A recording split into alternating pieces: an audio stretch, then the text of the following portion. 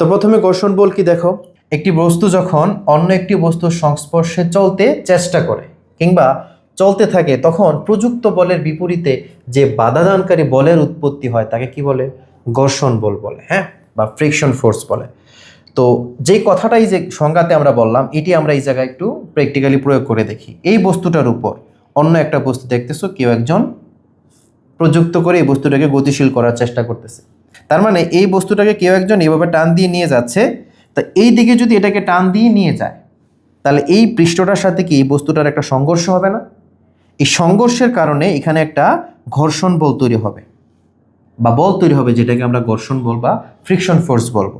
তো একটা স্থির বস্তুর উপর অন্য একটা বস্তুকে যখন গতিশীল করা হয় তাহলে প্রযুক্ত বলের বিপরীতে যে বাধাদানকারী বলের সৃষ্টি হয় ওই বাধাদানকারী বলটাকে কি বলা হয়?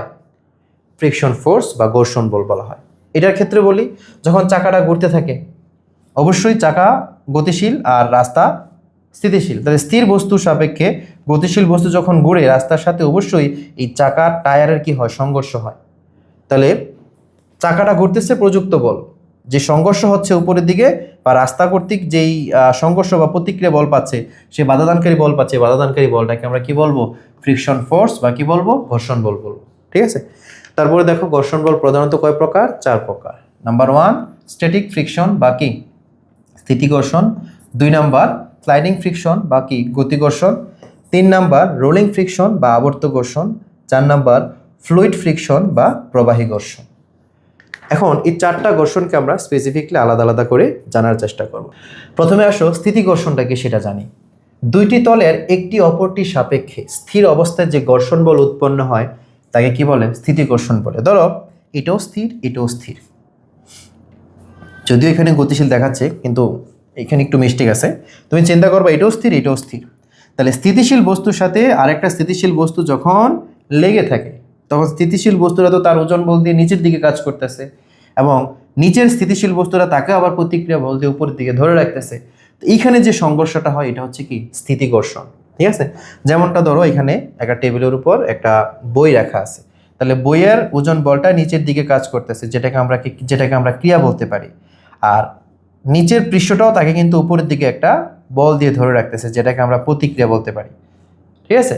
তাহলে এখানে এই দুই পৃষ্ঠের মধ্যে যে ঘর্ষণ বলটা তৈরি হচ্ছে এই ঘর্ষণ বলটাকে আমরা বলবো কি? স্ট্যাটিক ফ্রিকশন বা হচ্ছে কি স্থিতি ঘর্ষণ। আশা করি বুঝতে অসুবিধা হয় নাই। হ্যাঁ, তারপরে আসো গতি ঘর্ষণ বা স্লাইডিং ফ্রিকশন।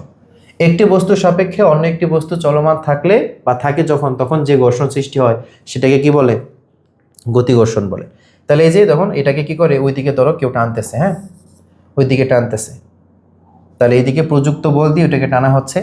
এবার এই পৃষ্ঠটা কি করতেছে? বিপরীত দিকে, এই যে এটা একটু খেয়াল করো, বিপরীত দিকে তার উপর বাধাদানকারী বল প্রয়োগ করতেছে। এই বাধাদানকারী বলটাই হচ্ছে কি? গতি ঘর্ষণ। বাধাদানকারী বলটাই কি? গতি ঘর্ষণ। তাহলে এখানে ঘর্ষণ বলের কারণে যেই ঘর্ষণটা কেন হয় বলো তো? এই পৃষ্ঠটা এবং দুইটা পৃষ্ঠের মধ্যে কিন্তু মানে প্রচুর পরিমাণ খাঁজ আছে। হ্যাঁ, মসৃণ মনে হইলেও কিন্তু কি আছে? খাঁজ আছে।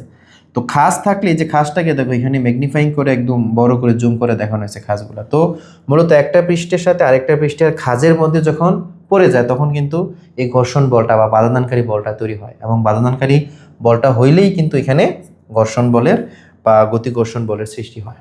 ঠিক আছে।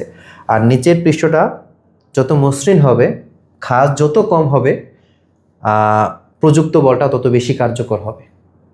বুঝতে পারছো? আর প্রযুক্ত বলের বিপরীতে যত বেশি ঘর্ষণ বল আসবে তত বেশি প্রযুক্ত বল কিন্তু তার কার্যকারিতা হারিয়ে ফেলবে। হ্যাঁ, তো এখন আমরা গতি ঘর্ষণ সহ এটা নিয়ে একটু আলোচনা করি, মোস্ট ইম্পর্ট্যান্ট ওয়ান। প্রথমে ডেফিনেশনটা জানি। দুটি তলের মধ্যে আপেক্ষিক গতি চলাকালীন গতি ঘর্ষণ বল ও লম্ব প্রতিক্রিয়া বল এর অনুপাতটাকে কি বলে? ঘর্ষণ সহগ বলে। তো এটা বোঝার জন্য এখানে চিত্রটাতে একটু খেয়াল করি। তো ঘর্ষণ বলটা তো এরকম ধরো ডান থেকে বাম দিকে কাজ করতেছে, যেটা গতি ঘর্ষণ বল উৎপন্ন হচ্ছে এখানে। হ্যাঁ, আর এই বস্তুটার উপর উপরের দিকে লম্বভাবে যে প্রতিক্রিয়া বলটা এই নিচের পৃষ্ঠটা দিচ্ছে সেই লম্ব প্রতিক্রিয়া বলটাকে আমরা কি? আর বলতে পারি। হ্যাঁ, আর ধরে নিছি। তো এই গতি ঘর্ষণ বল এবং লম্ব প্রতিক্রিয়া বল এই দুইটার অনুপাতকে গতি ঘর্ষণ সহগ বলে, যেটাকে মিউকে দ্বারা প্রকাশ করা হয়। আচ্ছা দেখো তো, ভগ্নাংশ মানে কি অনুপাত না? আমরা কি চাইলে এটাকে এভাবে অনুপাতে প্রকাশ করতে পারি না? মিউকে ইকুয়াল কি লিখতে পারি? এফ কে অনুপাত আর এইভাবে লিখতে পারি, পারি কি পারি না? পারা যায় কিন্তু। তো এখানে আমরা মিউ কে ইকুয়াল কি লিখবো? গতিকর্ষণ সহগ, তারপরে এফ কে ইকুয়াল লিখবো গতিকর্ষণ বল, আর হচ্ছে কি লম্ব প্রতিক্রিয়া বল। তাহলে যে বস্তুটা প্রতিক্রিয়া দিচ্ছে ওই বস্তুর উপরের দিকে প্রতিক্রিয়াকৃত বলটাকে লম্ব প্রতিক্রিয়া বল বলে। ক্লিয়ার? তো গতিকর্ষণ সহগের যে সমীকরণ আছে এটা কিন্তু আমাদের মুখস্থ রাখা লাগবে, যে গতিকর্ষণ সহগ ইকুয়াল এফ কে বাই আর। তারপর আরো সহজ ভাষা নিচে লেখা আছে, তুমি পড়ে নিবা, ঠিক আছে? চলে যায় সামনে। এবার আসো 3 নাম্বার হচ্ছে আবর্ত ঘর্ষণ বা রোলিং ফ্রিকশন। একটি বস্তু সাপেক্ষে যখন অন্য একটি বস্তু গড়িয়ে চলে তখন গতির বিরুদ্ধে যে ঘর্ষণ বল উৎপন্ন হয় তাকে কি বলে? আবর্ত ঘর্ষণ বল বলে। তো এটা বোঝার জন্য দেখো, রাস্তার মধ্যে চাকা তো এভাবে ঘুরে ঘুরিয়ে চলে, ঠিক না? বা ঘুরিয়ে ঘুরিয়ে চলে। তো এভাবে ঘুরিয়ে ঘুরিয়ে যখন চলে বা ঘুরে ঘুরে যখন চলে তখন কিন্তু এই রাস্তার পৃষ্ঠতলের সাথে চাকার বা টায়ারের যে ঘর্ষণটা হয়, যে সংঘর্ষের কারণে যে বাধাদানকারী বলটা উৎপন্ন হয় ওই বলটাকে আমরা কি বলবো? রোলিং ফ্রিকশন ফোর্স বা আবর্ত ঘর্ষণ বল। ক্লিয়ার? তারপরে বেয়ারিং তো আমরা সবাই চিনি, বেয়ারিং এর ভিতরের যেই পয়েন্টগুলো আছে ওইগুলো এরকম বারবার এভাবে ঘুরতে হয়, এটাও আবর্ত ঘর্ষণ। তারপর বেয়ারিং যখন নিজে ঘুরে সেটাও একটা আবর্ত ঘর্ষণ। মোট কথা এভাবে বৃত্তাকার পথে আবর্ত করতে থাকলে বা ঘুরতে থাকলে যে ঘর্ষণ বল উৎপন্ন হবে সেটাকে আমরা রোলিং ফ্রিকশন বা আবর্ত ঘর্ষণ বল বলবো। তারপর আসো 4 নাম্বার হচ্ছে কি? প্রবাহী ঘর্ষণ। তাহলে প্রবাহী ঘর্ষণের ডেফিনেশন কি? যখন কোনো বস্তু যে কোনো প্রবাহী পদার্থ কি হইতে পারে? তরল হইতে পারে, বায়বীয় পদার্থ হইতে পারে। তাহলে যে কোনো প্রবাহী পদার্থ তরল বা বায়বীয় পদার্থের মধ্যে গতিশীল থাকে তখন যে ঘর্ষণ বল উৎপন্ন হয় তাকে কি বলে? প্রবাহী ঘর্ষণ বলে। আচ্ছা, ইমেজটার মাধ্যমে খুব প্র্যাকটিক্যালি আমরা একটু বোঝার চেষ্টা করি বা ফিল নেওয়ার চেষ্টা করি। এটা হচ্ছে ধরো একটা সাবমেরিনটা যখন তরলের মধ্য দিয়ে গতিশীল হচ্ছে তখন ওই তরলের সাথে তার একটা কি ঘর্ষণ হচ্ছে না? তো ঘর্ষণের কারণে এইখানে যে ঘর্ষণটা উৎপন্ন হবে সেই ঘর্ষণটাকে আমরা কি বলবো? প্রবাহী ঘর্ষণ। কি বলবো? প্রবাহী ঘর্ষণ। অর্থাৎ তরল পদার্থে প্রবাহী ঘর্ষণ। তরল পদার্থে যখন সাবমেরিন চলে তখন সাবমেরিন তরল পদার্থের অণু পরমাণুর সাথে যে সংঘর্ষ করে, সংঘর্ষের কারণে যে বাধাদানকারী বল উৎপন্ন হয় সে বাধাদানকারী বলে হচ্ছে কি? প্রবাহী ঘর্ষণ। বায়বীয় পদার্থের বেলায় একটু বলি যে এই যে এরোপ্লেন বা বিমান যখন বাতাসের মধ্যে একদম তীব্র গতিতে ছোটাছুটি করে তখন কিন্তু বাতাসের মধ্যে থাকা যে অণুপরমাণুগুলো আছে ওই অণুপরমাণুগুলো কিন্তু এই মানে বিমানের পৃষ্ঠতলের সাথে বা উপরের পৃষ্ঠের সাথে সংঘর্ষে লিপ্ত হয়। তো এই সংঘর্ষের কারণে বাতাসের অণুপরমাণুগুলো বিমানকে যে বাধাটা দেয় ওই বাধাটা হচ্ছে কি? প্রবাহী ঘর্ষণ। কথা কি বুঝতে পারছো? একটু খেয়াল করো, এখানে এই সাবমেরিনে যদি তরল বাধাদানকারী বল না দিত তাহলে সাবমেরিন কি খুব ইজিলি এটার ভিতর দিয়ে মুভ করতে পারতো না? কি মনে হয়? তারপরে বিমানের মধ্যে যদি বায়ুর বাধা না থাকতো, বায়ুর ঘর্ষণ না থাকতো, ঘর্ষণ বল না থাকতো তাহলে বিমানকে আরো ইজিলি মুভ করতে পারতো না, কিন্তু বাস্তবে এমনটা হয় না।